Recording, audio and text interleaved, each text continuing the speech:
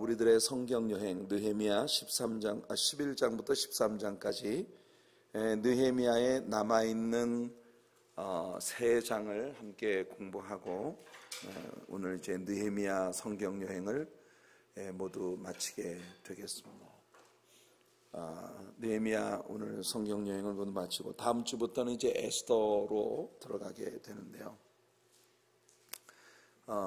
여러분들 함께 공부해 나가는 우리 성경 여행 프로그램에 많은 기대를 가지고 함께 해 주시기를 바랍니다. 에스더서는 여러분들에게 어떤 역사서의 그 끝부분에 있는 책이긴 하지만 역사적 관점, 물론 역사적인 이 사건도 있습니다만 모든 역사의 뒤에서 큰 손으로 섭리의 수레바퀴를 돌리시는 우리 하나님의 역사를 담고 있는 아주 은혜로운 파워풀한 책입니다.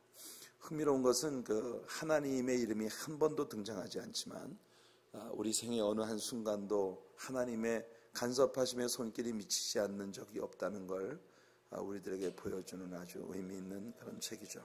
그래서 여러분들이 함께 성경여행 프로그램에 적극적으로 참여하면서 같이 큰 은혜 나누시는 그런 시간들이 되기를 바랍니다.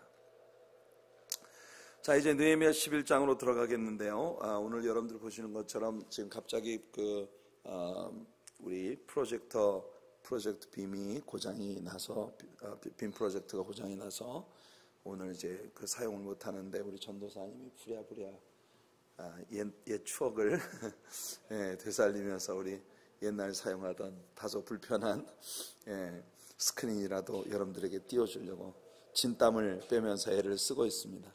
언제나 이렇게 우리 성도님들에게 은혜를 끼치려고 애쓰시는 우리 전도사님을 위해서 우리 박수 한번.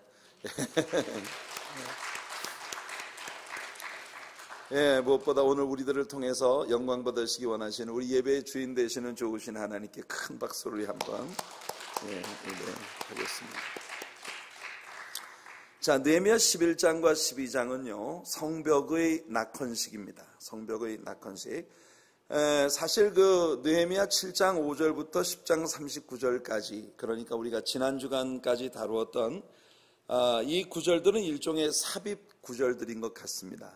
그 말은 느헤미야가 3차 귀환대를 이끌고 예루살렘에 돌아와서 느헤미야의 주된 임무는 예루살렘 성벽을 재건하고 성문을 다시 보수하여 달고, 그래서 예루살렘이라는 도시를 중건하는, 예루살렘이라는 도시를 재건하는 것이 느헤미야에게 주어졌던 사명이었고, 당연히 느헤미야는 바로 자신의 그 성벽 재건 사역과 오늘 이제 마지막으로 장식되어지는 그 성벽과 모든 예루살렘이라는 도시 자체를 하나님 앞에 통째로 봉헌해 드리는 이 영광스러운 성벽 재건과 하나님께 올려드리는 봉헌, 이런 부분들을 이제 자기의 책에서 다루려고 했을 텐데 에스라가 중심이 되어서 일어난 큰 수문앞 광장에서의 예배와 말씀이 중심이 되어서 일어났던 큰 부흥운동, 이 유대 백성들의 마음속에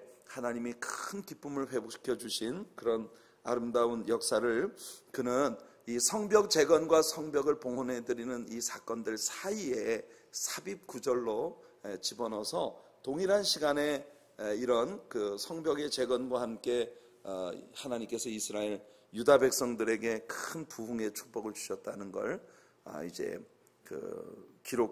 전하기 원했을 것입니다. 그래서 이것이 꼭 역사적인 순서가 이제 그 앞에 7장의 초반부까지 있었던 성벽 재건 공사에 관한 이야기와 그 다음에 오늘 성벽을 봉헌하는 그 사이에 이 에스라 중심이 되었던 부흥운동이 꼭 있어야 될 필요는 없습니다. 성벽 봉헌이 이루어지고 난 후에 이 에스라가 주도했던 부흥운동이 그 뒤에 따랐을 수도 있다는 거죠. 그러니까 역사적 순서와 상관없이 편집이 되어진 그런 내용들이었습니다. 오늘 이제 11장과 12장은 성벽의 낙헌 예배를 우리들에게 보여주는데요. 자, 먼저 느헤미야는 이제 이렇게 에스라의 부흥운동의 이야기에서 떠나서 다시 성벽의 이야기로 돌아가고 있습니다. 느헤미야 11장 1절 말씀을 우리가 한번 읽어볼게요. 백성의 지도자들은 예루살렘에 거주하였고 그 남은 백성은 제비 뽑아 10분의 1은 거룩한 성 예루살렘에서 거주하게 하고 그 10분의 9는 다른 성읍에 거주하게 하였으며, 글쎄요, 여러분들은 어떻게 생각하실지 모르겠습니다만 당시에는 유대인들이 예루살렘에 거하기를 별로 달가워하지 않았던 것으로 보입니다. 예루살렘이 항상 적들의 공격의 대상이 되고 또 정치 지도자들이 머무는 번다한 그런 도시로 자리를 잡아가고 있었을 것이기 때문에 언제든지 사람들은요, 거처는 조용한 시골에 정하고 싶은 것이 사람들의 마음이 아니겠습니까? 우리 한인들이 비즈니스는 저 플러싱에 가서 비즈니스를 하더라도 주거지는 이렇게 조용하고 좀 이렇게 전원적인 뉴저지 같은 지역에서 살고 싶어 하는 것처럼 대개 사람들이 많이 들끓고 정치적으로 늘 요란하고 특히나 예루살렘은 성전을 중심으로 한 도시이기 때문에 늘 예루살렘 성전에 제사를 드리러 올라오는 많은 순례자들로 늘 가득한 복잡한 그런 도시예요. 게다가 이 예루살렘 도시 자체는 땅값이 굉장히 비싸고 여러분 오직 주거 생활을 위한 주택 이외에는 손바닥만한 텃밭 하나를 가지는 것도 아주 하늘의 별 따기인 그런 도시입니다. 굉장히 작은 규모의 도시에 기능적으로 많은 사람들이 거주를 해야 하는 이런 상황이고, 게다가 이 이스라엘이라고 하는 나라는 언제나 세계의 어떤 그 평화 이슈의 중심에 서 있는 나라이기 때문에 여러분 최근에 지금 일어나고 있는 일들 가운데도 도널드 트럼프 대통령이 미국 영사관을 예루살렘으로 이전을 하겠다고 이제 그 공포를 하면서 중동에 아주 큰 긴장이 일어나고 있다는 걸 아마 여러분들이 뉴스를 통해서 접하셨을 것입니다. 그래서 이 이스라엘을 둘러싼 그 모슬림 연합에 속한 나라들은 이 예루살렘을 이스라엘의 수도로 인정하지 않는 거죠. 그러니까 예루살렘은 아직도 이방인에 의해서 짓밟히고 있는 그런 도시이고, 여러분 그 예루살렘을 이스라엘의 수도라고 미국이 인정한다는 것에 대해서 굉장히 분노하고 있는 아주 첨예한 그런 그 정치적인 이슈가 항상 돌고 있는 것이 바로 예루살렘이라는 도시입니다. 그래서 이때 당시의 사람들도 예루살렘의 주거지를 정하는 것은 그다지 달가워하지 않는 일이었던 모양이에요. 그래서 그렇다고 해도 예루살렘이라는 도시를 그냥 텅 빈 채 내버려 둘 수는 없는 거 아니겠습니까? 그래서 그곳에 성전도 운영이 돼야 하고 정치적으로 굉장히 중요한 도시인 예루살렘을 계속 유지할 수 있기 위해 누군가는 희생을 감수하면서라도 예루살렘 도시에 살아야만 되는 그런 상황이기 때문에 백성들을 전부 모아놓고 제비를 뽑아서 10분의 1의 백성들을 예루살렘에 머물게 하고 나머지는 자기들이 원하는 주변의 다른 도시들의 거처를 정하도록 이렇게 했던 거예요. 이해되십니까? 어떤 형태로 이 사람들이 제비를 뽑았을지는 성경이 우리들에게 얘기해 주지 않습니다. 예를 들어서 10개의 밀짚을 이렇게 손에 들고 10분의 1을 골라내는 거니까 10개의 밀짚을 골라내놓고 10개의 길이를 다 똑같이 하는데 그 중에 하나의 밀집만 짧은 이렇게 밀집을 딱 이렇게 들고 뽑아서 작은 밀집이 걸리는 사람은 다 예루살렘 안에 거주하는 쪽으로 선택을 한다든지 아무튼 이런 형식의 그런 낫이 그들에게 이제 던져졌겠죠. 어쨌든 이런 상황은 사람들에게 이 10분의 1에 걸리는 사람들은 말이에요. 10분의 1에 걸리는 사람들은 하필이면 왜 내가 걸려? 그렇게 다 불평을 하고 원망을 자아낼 수 있는 그런 상황이죠. 그런데 다음 절을 보면 백성들 중에는 예루살렘에 거하기를 자원하는 사람들이 있었던 모양입니다. 그 숫자가 일단 백성의 10분의 1에 못 미쳤기 때문에 그 10분의 1을 채우기 위해 제비를 뽑았다는 이야기가 나오는 것이겠죠. 백성들은 자원하는 심령으로 예루살렘에 거하려는 사람들을 좀 이상한 눈초리로 쳐다봤을지도 몰라요. 저 바보 아니야? 아니 그 복잡하고 어려운 예루살렘에 자원해서 살려고 해? 이렇게 생각을 했을지도 모를 일입니다. 그러나 여러분 어찌 보면 이것이 바로 우리 크리스찬들의 오늘의 세상에서의 모습이어야 하지 않을까 하는 생각이 듭니다. 큽니다. 오늘 같은 이런 복잡한 세상에서 주님의 복음을 지키고 예배하며 하나님의 말씀을 쫓아 살아가는, 많은 불편을 감수하고 많은 어려움을 감수하고 하나님의 나를 향하신 부르심과 사명을 이루어드리기 위해서 살아가는 크리스찬들의 모습은 그렇지 믿음이 없는 세상 사람들이 볼 때 사뭇 이상해 보이는 아주 요상한 인물들처럼 보일지도 모를 거예요.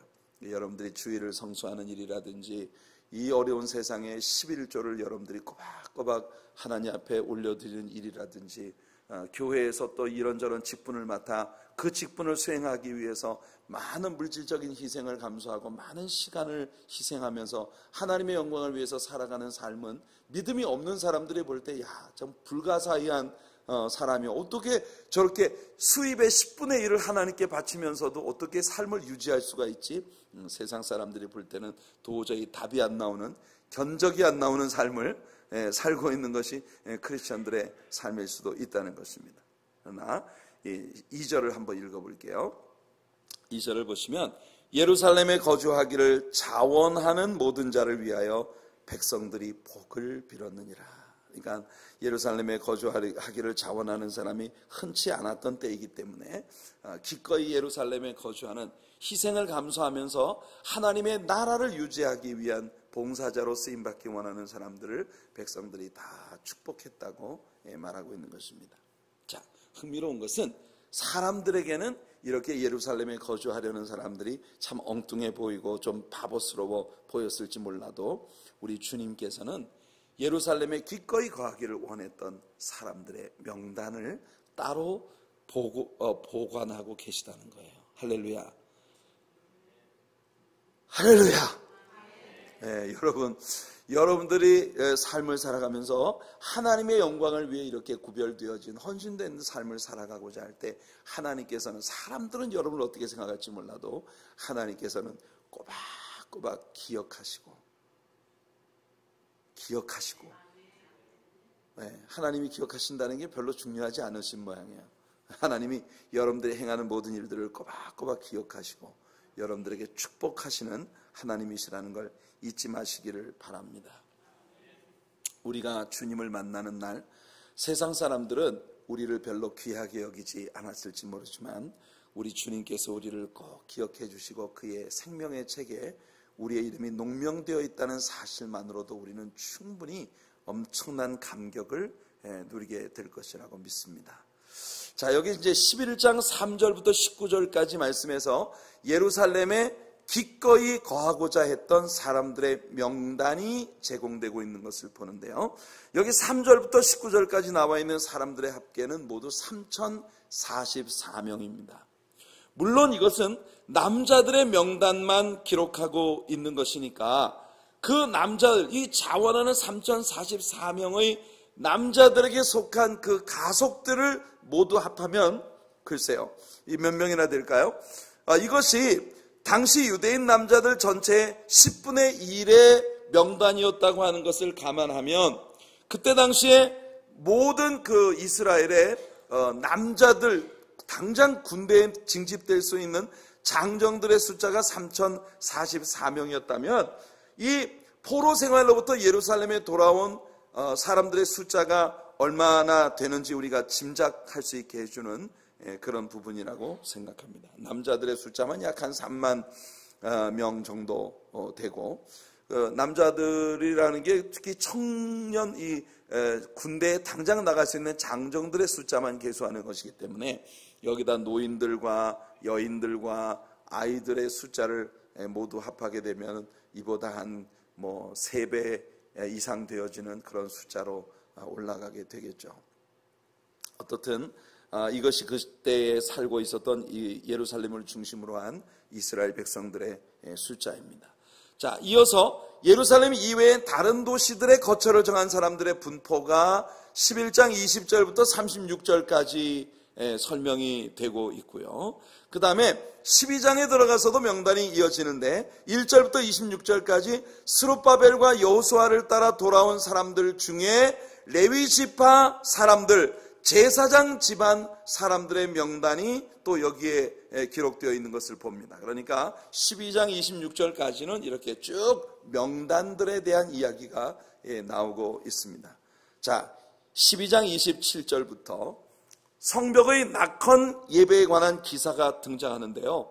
이 사람들의 낙헌식은 참으로 멋진 광경이었을 것입니다. 이 일을 이루신 하나님께서 우리들에게도 축복하셔서 우리들도 여러분 우리가 섬기고 있는 이 교회의 이 성전, 우리들에게는 참 애환이 많이 깃들어 있는 그런 우리들의 성전이에요. 맞지 않습니까? 지난 13년 동안을 우리가 이 땅, 이 건물을 유지하기 위해서 얼마나 많은 희생을 감수해야 했고 얼마나 많은 물질을 이곳에 우리가 쏟아 부어야만 했나 생각해 보면 하나님께서 이제는 이 성전을 통한 당신의 계획과 영광을 나타내실 때가 되지 않았나 생각이 됩니다. 2018년도는 우리들에게 뭔가 아주 획기적인 그런 변화가 일어나는 축복의 한 해가 될 줄로 믿습니다. 그래서 우리가 함께 꿈꾸는 거죠. 언젠가는 우리도 이 성전을 우리에게 주신 하나님의 이유를 정말 반드시 이루어드리고 나타내는, 그래서 이 성전 자체를 우리 하나님 앞에 어떤 형태로든 우리 하나님이 귀하게 쓰시는 그런 아름다운 성전으로 통째로 올려드릴 수 있는 이런 날이 우리들에게 오게 되기를 간절히 소망합니다. 자, 27절 28절 말씀을 한번 읽어볼게요.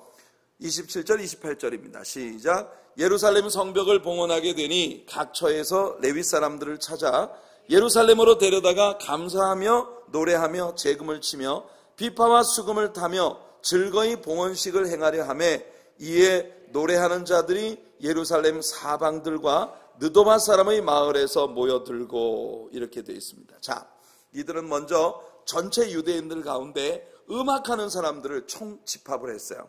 이들은 지금 일개의 성전을 봉헌하려고 하는 게 아닙니다. 예루살렘이라는 도시 전체를 하나님께 봉헌하고자 하는 그런 아주 멋진 낙헌 예배를 드리려 하는 것이에요. 느헤미야는 온 도성이 하나님을 향한 감사와 찬양으로 꽉 들어차게 만들고 싶어 했습니다.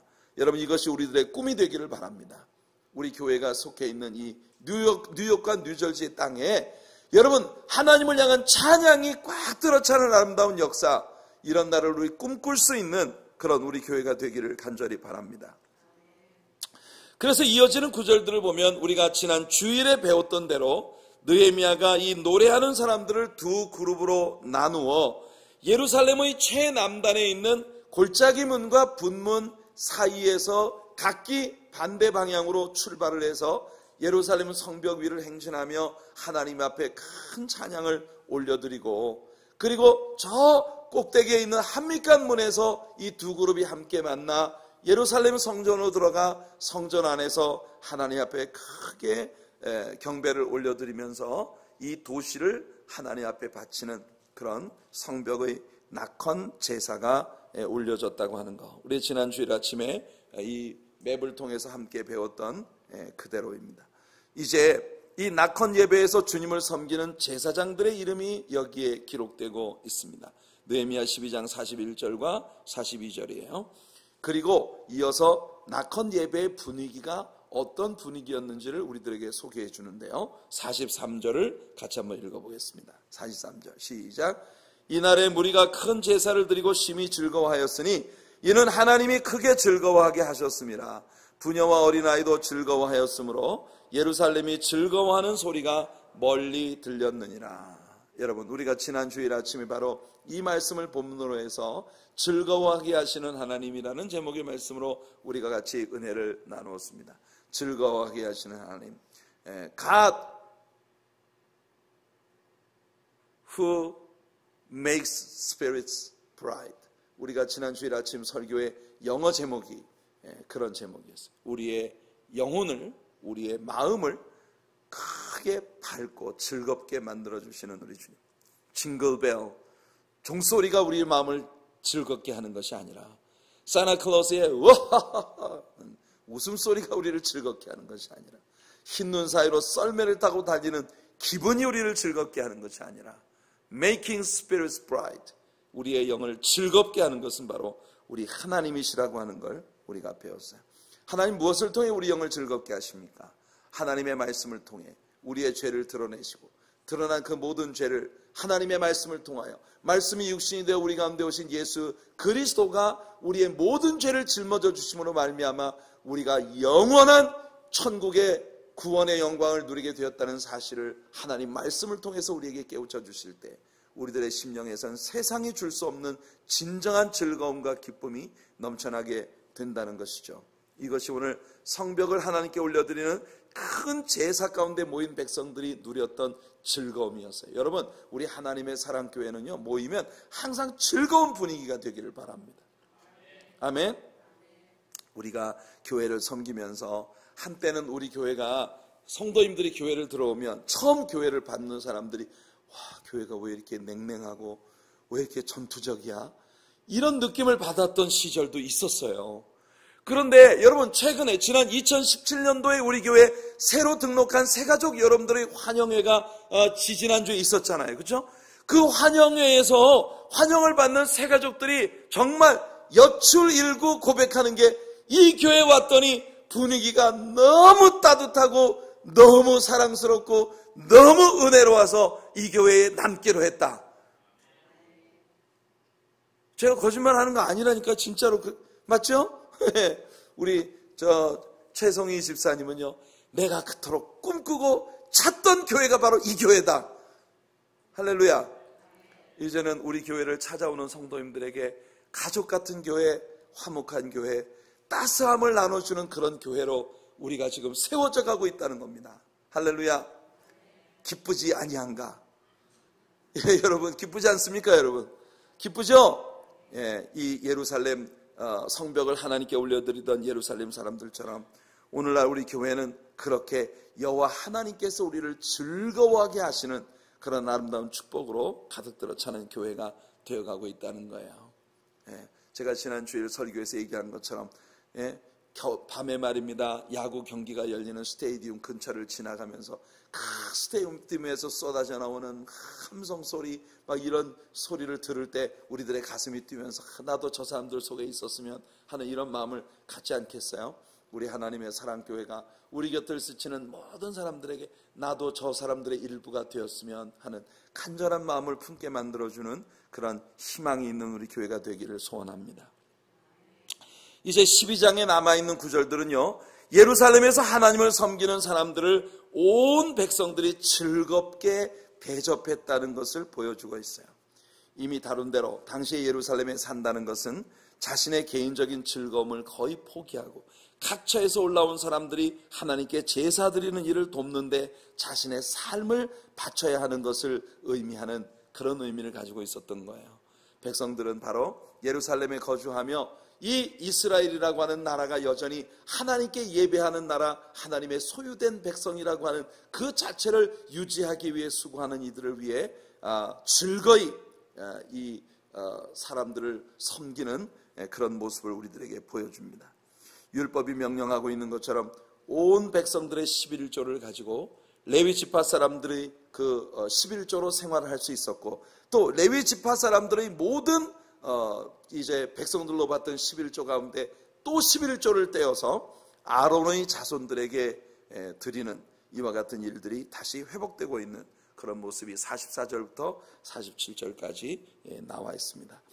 우리 교회의 모습이 늘 이렇게 늘 우리의 소중한 것을 함께 나눔으로써 서로가 행복하고 서로가 은혜와 즐거움을 같이 나눌 수 있는 그런 교회가 꼭 되기를 바랍니다. 자, 이제 마지막으로 느헤미야의 마지막 장 13장으로 우리가 들어가는데요, 13장은 느헤미야가 주도하고 있는 또 하나의 개혁이, 신앙 개혁 운동이 일어나고 있는 그런 장면을 봅니다.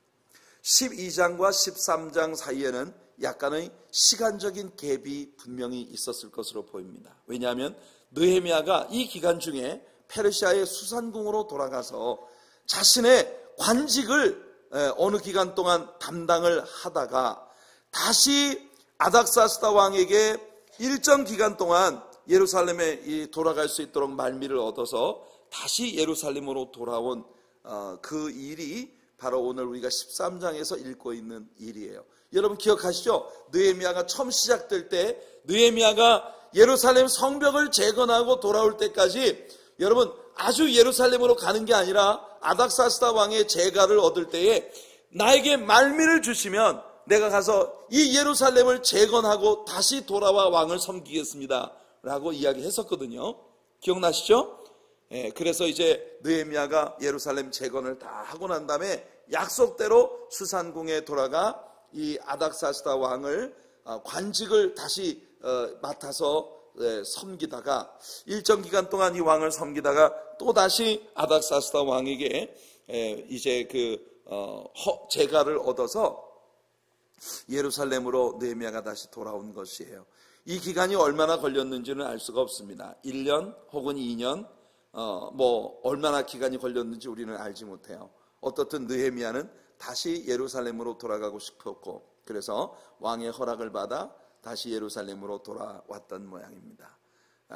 그런데 중요한 건 이 느헤미야가 잠시 수산궁으로 갔다가 돌아오는 이 어간에 벌써 예루살렘에 돌아와 보니 예루살렘에서 샤킹한 그런 광경이 느헤미야 앞에 펼쳐지고 있는 것을 본 거예요. 참 두려운 일입니다.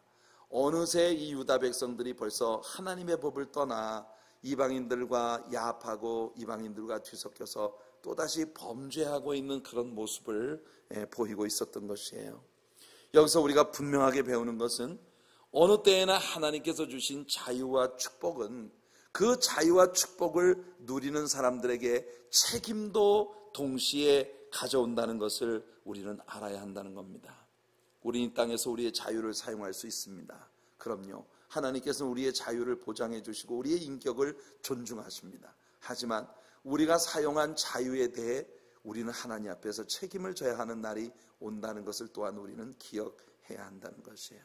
자, 느헤미야가 일정 기간 동안 수산궁에 돌아가서 관직을 담당하다가 또다시 왕에게 이제 재가를 얻어서 예루살렘으로 돌아와 보니 느헤미야 앞에 어떤 일이 펼쳐졌는지 우리가 1절부터 3절까지 말씀을 한번 읽어보겠습니다. 시작. 그날 모세의 책을 낭독하여 백성에게 들렸는데 그 책에 기록하기를 암몬 사람과 모압 사람은 영원히 하나님의 총회에 들어오지 못하리니 이는 그들이 양식과 물로 이스라엘 자손을 영접하지 아니하고 도리어 발람에게 뇌물을 주어 저주하게 하였습니다. 그러나 우리 하나님이 그 저주를 돌이켜 복이 되게 하셨다 하였는지라. 백성이 이 율법을 듣고 곧 섞인 무리를 이스라엘 가운데서 모두 분리하였느니라. 아멘. 자, 여러분, 이 말씀을 읽을 때 우리가 정말 놀라움을 갖게 되는 부분이 뭐냐? 언제나 말이에요, 회개 운동이 언제 일어나느냐? 회개 운동이 언제, 그러니까 내가 지금 행하고 있는 일이 잘못된 것이라는 것을 전혀 모르다가 우리가 지금 행하고 있는 이 일이 잘못된 것이라고 하는 것을 비로소 깨닫고 회개를 하고 그 일들을 정리하게 되는 일이 언제나 어디서부터 일어나느냐면 하나님의 말씀이 가르쳐질 때에 일어나는 일입니다. 믿음은 들음에서 나며 들음은 그리스도의 말씀으로 말미암느니라. 하나님의 말씀을 들을 때 우리 안에 믿음이 생성되고 하나님의 말씀을 배울 때 우리는요, 옳고 그름에 대한 올바른 시각을 가지게 된다는 거예요. 아멘. 그래서 항상 우리가 지금 그 느헤미야서 요 앞에 배웠던 에스라에서도 마찬가지였습니다. 백성들이 언제 회개합니까? 모세의 율법을 읽어줄 때 백성들에게 회개가 일어났어요. 그래서 여러분 시편 119편 105절은 말씀은 내 발의 등이요 내 길의 빛이니이다. 하나님의 말씀이 우리의 발걸음을 비추어주고 우리의 길을 비추어 주어서 우리로 하여금 올바른 트랙을 걸어갈 수 있도록 만들어주는 것. 디모데후서 3장 16절에 뭐라고 했습니까? 모든 성경은 하나님의 감동으로 된 것으로 교훈과 책망과 바르게 함과 의로 교육하기에 유익하니 이로써 성도들을 온전케 하여 우리 하나님의 일을 하게 하기 위한 것이라고 이렇게 우리가 지난 주일 아침 설교에서도 이 말씀을 인용해서 함께 나눈 바 있습니다. 성도 여러분, 그러니 우리가 하나님의 말씀을 배우는 일이 굉장히 중요해요. 또다시 이스라엘 백성들이 천연덕스럽게 말씀 다 까먹고 이렇게 살아가다가 느헤미야가 돌아와서 백성들한테 제일 먼저 한 일이 백성들 모아놓고 말씀 읽어주니까 드디어 다 가라앉아 있던 것들이 드러나기 시작했다는 거예요. 그러니까 여러분, 언제나 하나님의 진리의 말씀을 체계적으로 계속 배울 수 있는 교회에 여러분들이 다니고 있다는 게 그게 복입니다. 믿으셔야 해요, 여러분. 그게 축복이에요. 하나님 말씀 여러분들이 열심히 배우는 거 불평하지 마세요. 하나님 말씀을 배울 수 있는 교회, 바이블 티칭 처치. 오늘 우리가 살고 있는 이 시대에는요, 귀하디 귀한 교회입니다. 하나님 말씀을 배울 때 여러분들이 누군지가 발견되고, 하나님 말씀 배울 때 하나님이 내게 원하시는 게 뭔지가 발견되고, 하나님 말씀 배울 때 비로소 하나님의 뜻에 우리의 모든 것들을 맞춰가는 변화와 개혁이 우리 안에 일어날 수 있다는 거예요. 날마다 우리에게 진정한 영적 개혁이 일어날 수 있기 위해 하나님의 말씀을 존중하고 하나님 말씀 가운데로 돌아가는 우리 성도님들의 삶이 되기를 예수님의 이름으로 축복해 드립니다. 여기서 백성들은 발람 사건을, 모세의 율법 가운데서 발람 사건을 이제 기억합니다. 민수기 23장과 24장에 나왔던 사건 기억하시죠? 모압 왕 발락이 발람을 고용을 해서 발람으로 하여금 이스라엘을 저주하게 했지만 하나님께서 오히려 그 저주를 복이 되게 만드신 그런 사건을 우리가 민수기를 공부하면서 배웠습니다. 이때 하나님께서는 모압과 암몬 족속들은 영원히 이스라엘 총회에 들어올 수 없다고 그렇게 선포를 하셨던 것을 봅니다. 그런데 말이에요, 이렇게 성경을 공부해 보니 모압과 암몬 족속들을 이렇게 이스라엘 사람들과 섞일 수 없다고 하신 그 사람들을 어느새 그들이 또다시 받아들여서 그들과 뒤섞여서 죄를 짓고 있는 참 이 고전적인 범죄가 그들 사회에 만연되어 있다는 것이 보이기 시작하는 거예요. 그래서 이스라엘 자손들은 자신들 속에 섞인 무리들을 내보내기 시작합니다. 여기에 충격적인 뉴스가 하나 나옵니다. 그게 뭐냐? 이 충격적인 뉴스 4절 한번 읽어봅시다. 4절 시작. 이전에 우리 하나님의 전에 방을 맡은 제사장 엘리야십이 도비야와 연락이 있었으므로. 와우, 여러분 보세요. 예루살렘 성전에 굉장히 중요한 방을 하나 책임을 맡고 있었던 제사장, 이 엘리야십이라고 하는 제사장이 도비야와 은밀한 거래가 있었다는 거예요. 도비야가 누굽니까? 도비야가 누굽니까? 여러분, 이 사마리아 사람으로서 이스라엘 사람들이 성전을 재건하고 예루살렘을 재건하는데 끊임없이 방해를 했었던 사람. 암몬 사람, 모압 사람, 아라비아 사람들, 사마리아 사람들, 이런 모든 종족들을 아울러서 이 유다 백성들을 계속 방해하고 아주 대표로 하나님의 역사를 방해하던 인물이 바로 이 도비야라고 하는 사람이에요. 도비야. 그런데 여러분, 이 도비야가 대제사장 중에 한 명과 은밀한 거래를 하고 있었다는 거예요. 자, 5절을 한번 읽어볼게요. 5절 시작. 도비야를 위하여 한 큰 방을 만들었으니 그 방은 원래 소재물과 유향과 그릇과 또 레위 사람들과 노래하는 자들과 문지기들에게 11조로 주는 곡물과 새 포도주와 기름과 또 제사장들에게 주는 거제물을 두는 곳이라. 야, 여러분 한번 보세요. 교회 안에 말입니다, 여러 개의 체인벌들이 있어요. 방들이 있어요.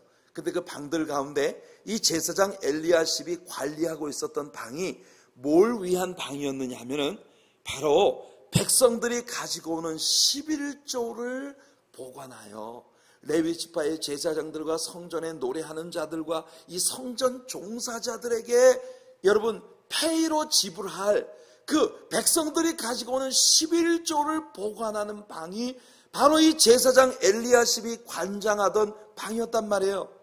그런데 이 방이 쓸모가 없어졌습니다. 왜 쓸모가 없어졌냐면 백성들이 더 이상 11조를 가져오지 않기 때문이에요. 먼저 성전이 기능이 마비되니까 더 이상 백성들이 하나님 앞에 11조를 가져오지 아니하므로 그 11조를 보관하던 방이 무용지물이 됐어요. 그 바람에 엘리야십이 그 방을 관장하고 있다가 바로 이 도비야에게 이 방을 도비야에게 그냥 내준 겁니다. 세상에 하나님의 원수로 행하던 자가 하나님의 성전의 안방을 차지하고 누워 있는 거예요. 우리가 나중에 에스겔 선지자의 책을 공부할 때 우리는 거기서 보게 됩니다. 하나님께서 에스겔을 갖다가 말입니다, 머리채를 휘어잡고 에스겔을 데리고 성전 이곳저곳을 다니면서 벽에 있는 구멍을 한번 파봐라. 벽에 보니까 벽에 구멍이 하나 있어요. 그걸 파봐라. 그러니까 성전 벽에요, 은밀하게 숨겨진 방이 하나 있어요. 방이. 그 방 안에 온갖 애굽의 우상들, 모압과 암몬의 우상들, 그 정말 음란하고 더러운 벽화들, 이런 것들이 꽉 들어차 여러분, 성전에 종사하는 자들이 그 방 안에 앉아가지고 주문을 외우면서 그 우상들에게 숭배하고 있는 그런 방들이 예루살렘 성전에 여기저기 숨어 있었단 말이에요. 얼마나 놀라운 일입니까? 얼마나 두려운 일입니까? 하나님께서 에스겔을 머리채를 휘어잡고 성전에 이곳저곳을 다니며 이 벽에 구멍이 있는가 파봐라. 구멍을 파보니까 그 벽 안에 그렇게 우상을 숭배하는 방들이 숨어 있었다는 거예요. 그러니까 하나님을 섬기는 성전 깊은 곳까지 하나님을 기쁘시게 못하는 더러운 우상 숭배의 흔적들과 이 세상적인 문화들이 깊숙이 교회 속에 침투해 들어와 있는 이런 모습을 여러분, 우리는 이 재건되어진 성전 안에서 지금 보고 있는 거예요. 이게 어디 비단 그때만의 일이겠습니까?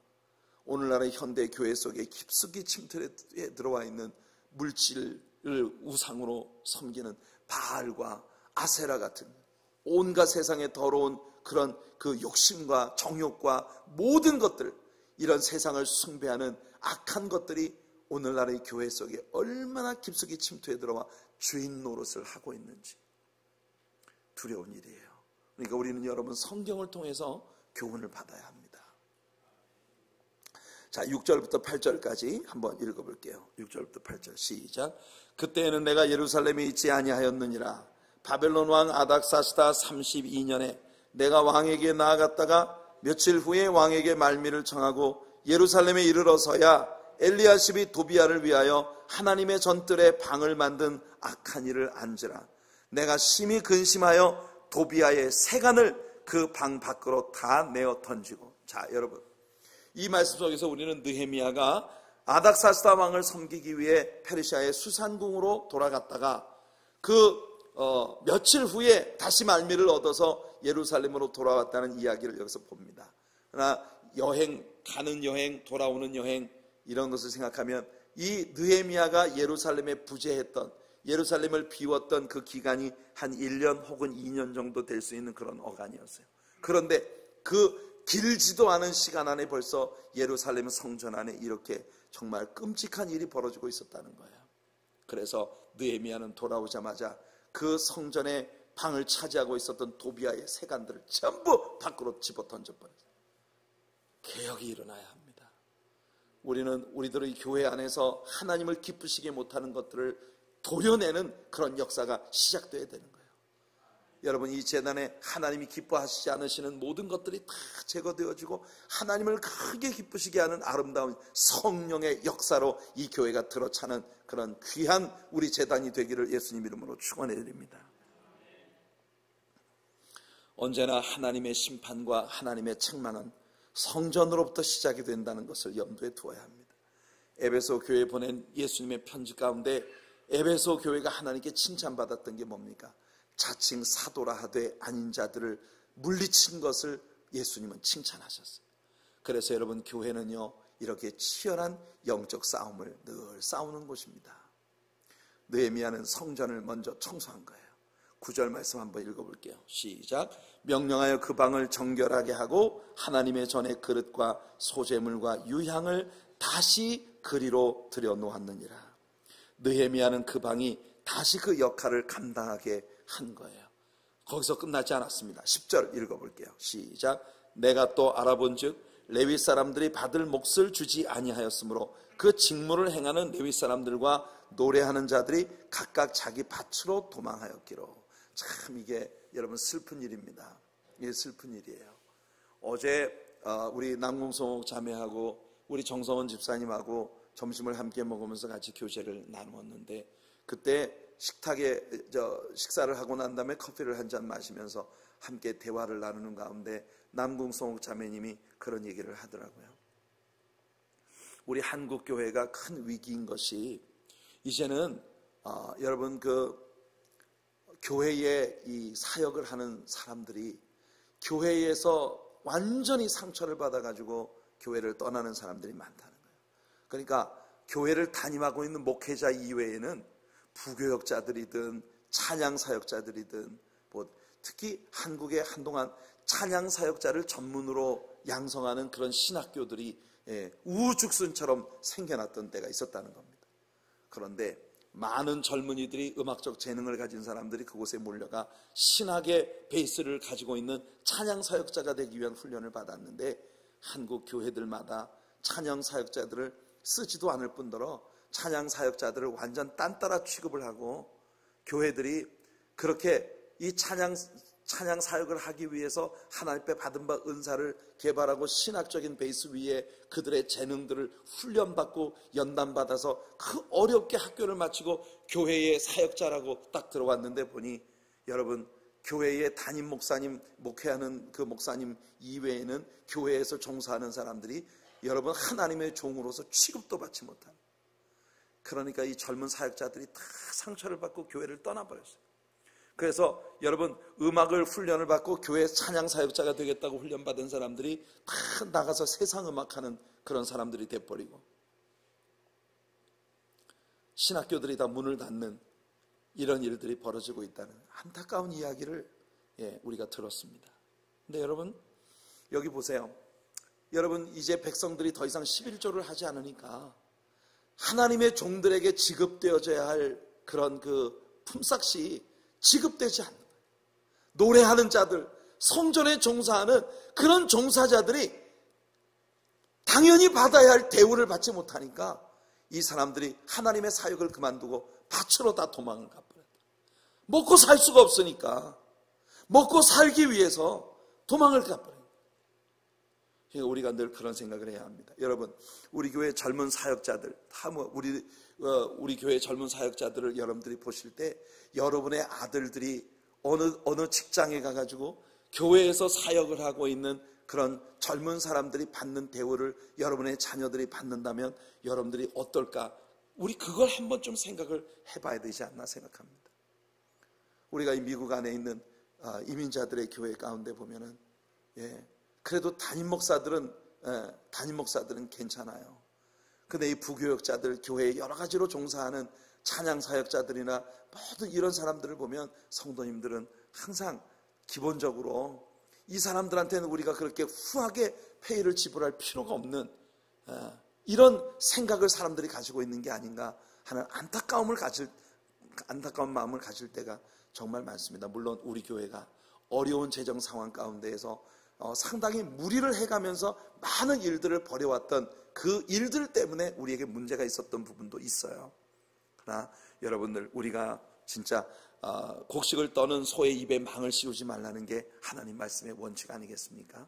그러니까 우리가 교회에 사역자를 쓸 때에는 정말 꼭 필요한 일에 적절한 사역자를 쓰고 사역자를 썼으면 그 사람이 삶을 살아갈 수 있도록 최대한의 배려를 할 수 있는 그런 교회의 조직적인 그런 사역과 또 우리 성도님들의 따뜻한 사랑의 지원이 항상 아름답게 넘치는 그런 교회로서 우리 교회가 늘 유지될 수 있게 되기를 간절히 바랍니다.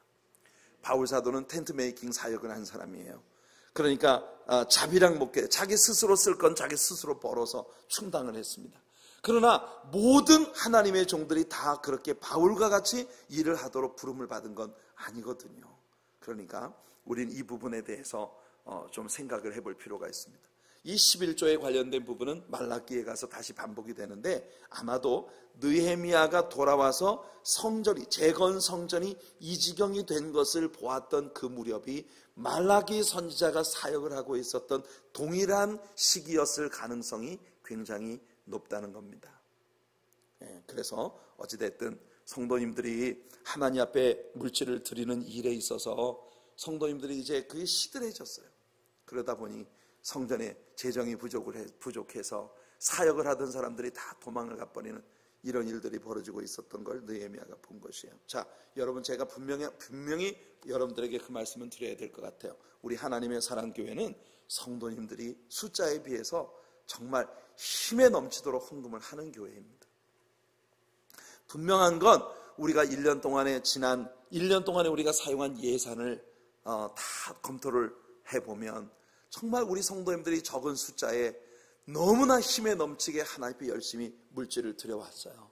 그런데 우리가 감당해야만 할 너무 버거운 일들이 우리들에게 많이 있기 때문에 우리들이 늘 어려움을 겪게 되고, 그런 것을 우리가 뛰어넘기 위해서 당회에서 굉장히 많은 머리를 정말 쥐어 짜면서 고심을 하고 있는 것입니다. 그래서 교회 리더십들이 체계적으로 이런 일들을 잘 풀어가도록 애를 쓸 것이고, 여러분들 기도로 지원하면서 계속해서 우리 성도님들 지금까지 해오신 것처럼 힘에 넘치도록 하나님 앞에 드리는 것이 더 풍성해져서 우리 하나님의 사랑교회가 정말 이 땅에서 교회가 겨우 존재를 유지하는 것만 아니라 정말 이 세상에 많은 영혼들을 구하기 위해 크게 일어나서 역사할 수 있는 그런 교회로 여러분, 우리가 발돋움할 수 있게 되는 그런 역사가 우리에게 따르게 되기를 예수님의 이름으로 축원해 드립니다. 아멘. 그래서 우리 모두가 함께 애쓰고 수고하는 겁니다. 자, 이어지는 구절은 이제 느헤미야의 기도예요. 그는 성실하게 주의 뜻을 쫓아 일하고 하나님께서 자신이 한 모든 일을 기억해 주시기를 기도합니다. 참 사랑스러운 사람이에요. 일전에 제가 이 느헤미야의 기도에 대해서 여러분들에게 이미 얘기한 바 있습니다. 자, 14절을 한번 같이 큰 소리로 읽어볼게요. 이것이 여러분들의 기도가 되기를 바랍니다. 14절입니다. 시작.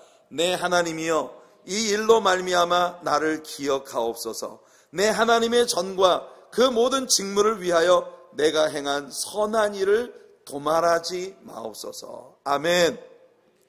우리 하나님의 사랑교회 모든 성도님들도 느헤미야처럼 이렇게 착하고 아름다운 일들을 행하고, 그리고 이 일이 상쇄되지 아니하도록, 이 일이 항상 우리 하나님께서 빛내주시는 일이 되도록 주님 앞에 기도하는 어린아이 같은 이런 천진난만한 이런 믿음을 가지는 우리 성도님들 되시길 바라요.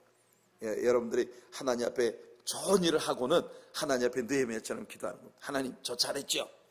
꼭 기억하셔야 돼요. 하나님, 저 진짜 잘했죠? 이거 잊어버리시면 안 돼. 이거 도말되면, 이게 퇴색되면 안 됩니다. 하나님, 이거 꼭 기억하셔서 저에게 축복으로 꼭 채워주셔야 돼요. 하나님이 이런 사람을 얼마나 기뻐하실까요? 아멘. 그러니까 여러분들이 항상 그렇게 선한 일에 늘 부요한 우리 성도님들 되시기를 예수님 이름으로 축원해 드립니다. 맞아요. 우리 교회 성도님들 가운데는 선한 일에 부요한 사람들이 진짜 많습니다. 힘에 넘치도록 하나님의 영광을 위해서 이렇게 섬기는 그런 지체들이 많기 때문에 우리 교회가 이렇게 버거운 일들을 지금 그나마 유지해 나가고 있는 거예요. 이제 우리가 2018년도에는 뭔가 획기적으로 하나님께서 우리에게 큰 변화의 역사를 주시기를 함께 우리 기도하며 나아갑시다. 예수님께서 베다니 문둥이 시몬의 집에 들어가셨을 때 예수님 앞에 향유 옥합을 깨뜨려 부은 여인을 보시면서 예수님의 복음이 증거되는 곳에는 어디나 이 여인이 행한 이 아름다운 일이 함께 기억되어질 것이라고 예수님 말씀하신 걸 보았습니다. 여러분, 이것이 여러분들의 스토리이길 바라요. 예수님의 복음이 증거되는 곳에는 언제나 여러분의 일들이 회자되어지는 그런 축복. 이야, 뉴욕에 가면은 하나님의 사랑교회라는 교회가 있는데 그 교회 아무개 권사님이, 아무개 집사님이, 아무개 장로님이 그렇게 하나님의 영광을 위해서 멋지게 섬기는 성도라더라. 이런 소문이 예수님의 복음이 증거되는 모든 곳에 함께 증거되어지는 그런 역사가 있기를 바랍니다. 자, 느헤미야는 백성들이 지키지 않는 다른 것을 하나 지적하는데요. 그것은 바로 안식일의 규례입니다. 이방인들이 안식일 날이 되면 유대인들의 경내에 들어와서 장사를 하고 있는 거예요. 알고 보니까 이런 일들을 모두 정치적인 그런 권세를 가지고 있는 이 귀족들의 용인 아래에서 이 모든 일들이 이루어지고 있다는 거예요. 그러니까 여러분, 이 예루살렘에 이게 전부 유대인들 하나님 백성들인데 안식일 날은 거래를 하지 못하게 하셨잖아요. 근데 이방인은 장사를 한단 말이에요. 그러니까 이방인들한테 뇌물을 받고 이 귀족들이, 정치적 권세를 가진 사람들이 이방인들을 가만히 유대인들의 경내에 들여보내줘 가지고 유대인들이, 같은 유대인들끼리는 거래를 못하는데 이방인들이 안식일 날 물건 파는 걸 갖다가 이제 사서 먹기도 하고, 이게 편법을 행하고 있는 이런 일을 느헤미야가 보았던 거예요. 그래서 느헤미야는 백성들에게, 지금 백성들이 하고 있는 바로 이와 같은 일들 때문에 우리들의 조상들이 하나님 앞에 큰 징계를 받았던 게 아니냐. 그래서 역사를 들추어 이와 같은 일들을 우리가 다시 답습하는 것은 얼마나 어리석은 일인가, 하나님의 진노를 자초하게 되는 일이라고 하는 걸 느헤미야는 이야기하며 백성들을 꾸짖습니다.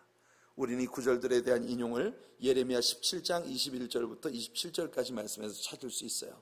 안식일의 규례를 잘 지키면 하나님께서 그들의 성읍을 보호하시고 크게 축복하겠다고 약속하셨는데, 그들이 이 안식일의 규례를 지키지 아니하고 안식년을 지키지 아니함으로 하나님께서 그들을 이방인들에게 팔아버리셨다. 이렇게 예레미야는 호통을 치고 있었던 것입니다.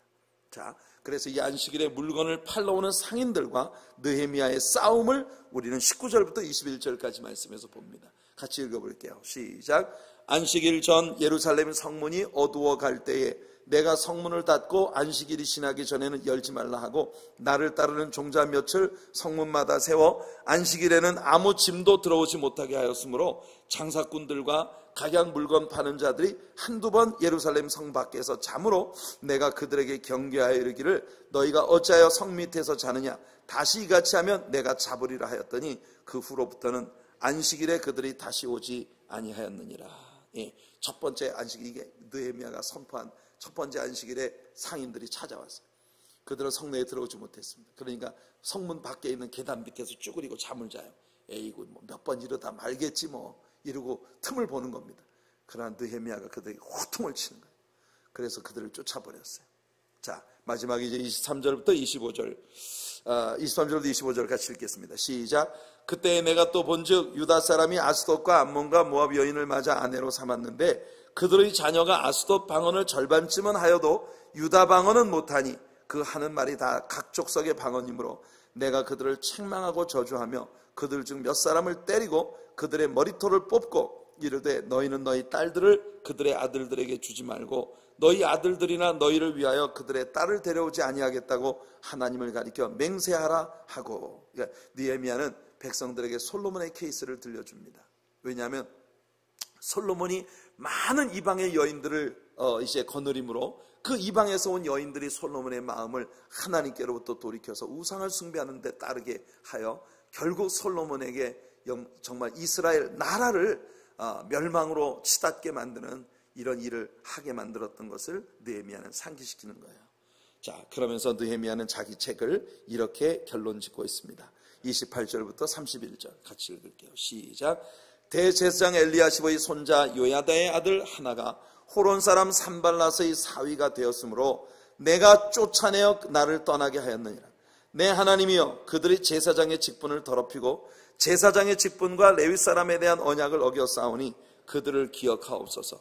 내가 이와 같이 그들에게 이방 사람을 떠나게 하여 그들을 깨끗하게 하고 또 제사장과 레위 사람의 반열을 세워 각각 자기의 일을 맡게 하고 또 정한 기한에 나무와 처음 익은 것을 드리게 하였사오니 내 하나님이여, 나를 기억하사 복을 주옵소서. 느헤미야는 이 기도로 그의 책을 마치고 있는 것입니다.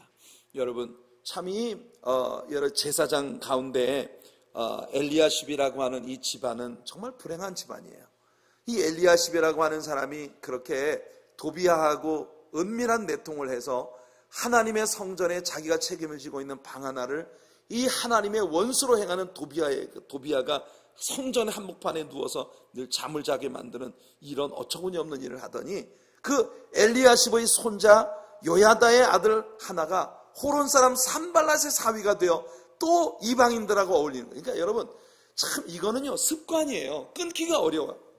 신앙생활을 하면서 있잖아요, 왜 꼭 하나님의 나라에 대해 불편한 사람들하고만 늘 어울리는 사람들이 있어요. 이런 사람들은 이상하게 친구를 사귀어도 꼭 하나님이 기뻐하지 않는 사람들하고만 맨날 어울려 다녀요. 이게 엘리야십의 가문이 그런 가문이에요. 여러분, 우리 성도님들 가운데는 이런 불행한데 발들여 놓는 사람이 한 사람도 없으시기 바랍니다. 아멘. 이건 여러분들의 신앙생활하면서 큰 일이에요. 절대로 열심히 하나님 섬기면서 이렇게 손해보는 짓은 절대로 안 하는 우리 성도님들 되시기 바랍니다. 느헤미야가 이런 사람들을 다 쫓아내버렸어요. 그래놓고는 하나님께 하는 말이, 하나님이여 제가 행한 이 착한 일을 기억하옵소서, 이러고 느헤미야가 끝났습니다. 우리 성도님들, 여러분들의 주님을 향한 섬김과 사랑 가운데에서 느헤미야처럼 하나님 저 잘했죠? 착하죠? 하나님 저희 축복하셔야 됩니다. 잊지 말아야 돼요. 이렇게 말할 것이 많은 우리 성도님들 되시기를 축복합니다. 기도하겠습니다. 은혜가 풍성하신